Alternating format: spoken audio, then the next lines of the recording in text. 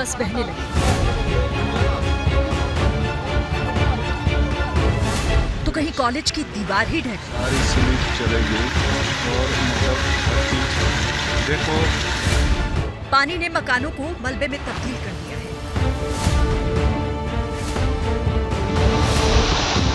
बड़े बड़े highway landslide की भेंट चढ़ गए।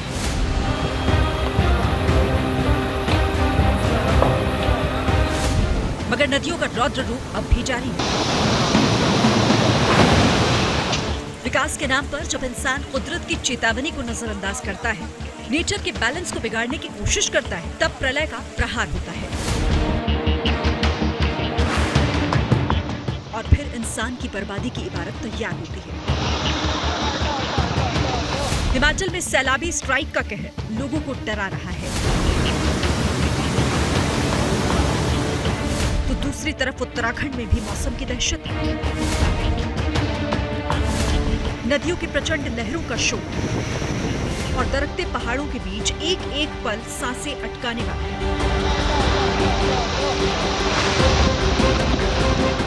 लगातार बारिश के बाद जब पहाड़ों के बीच से पानी अपना रास्ता बनाता है, निकलने की कोशिश करता है, तब अनहोनी की आशंका बढ़ जाती है, क्योंकि इसी प्रोसेस में लैंडस्लाइड के चांस बढ़ जाते हैं।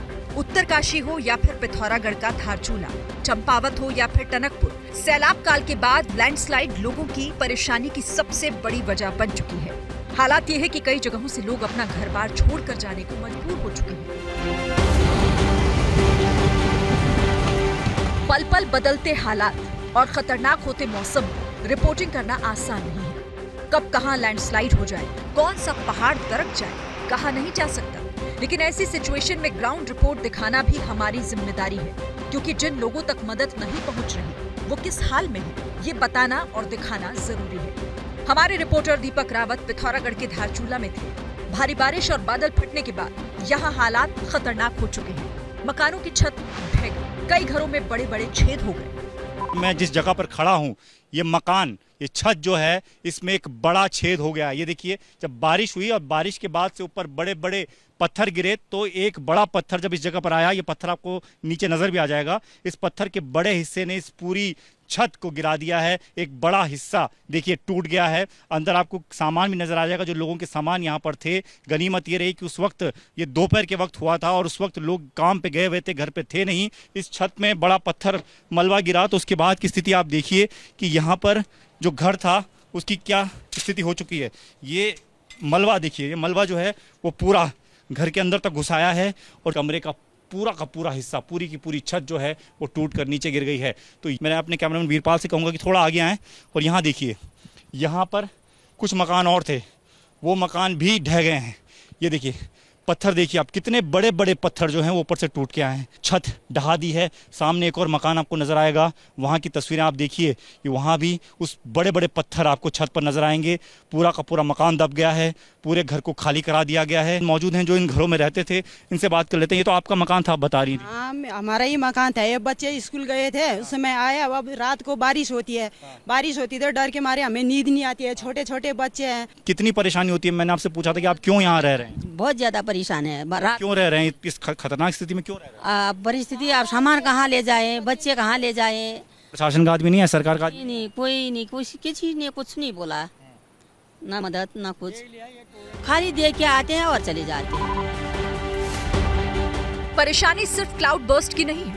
लैंडस्लाइड की चपेट में शहर का एक बड़ा हिस्सा समा गया। स्कूल समेत कई बिल्डिंग्स को काफी नुकसान पहुंचा। लोगों को लगता है कि जिस तरह जोशीमठ में हालात बने, उसी तरह का खतरा यहाँ भी है।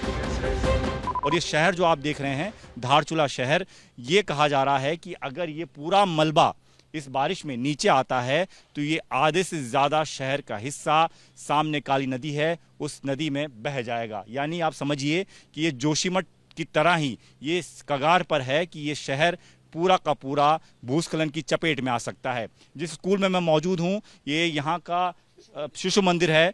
8वीं तक यहाँ पर पढ़ाई होती थी और स्कूल की एक स्थिति आपको दिखाता हूँ भीतर से। तमाम सुविधाओं के साथ ये स्कूल यहाँ पर चला करता था, लेकिन अब ये स्कूल खंडर में तब्दील हो गया है।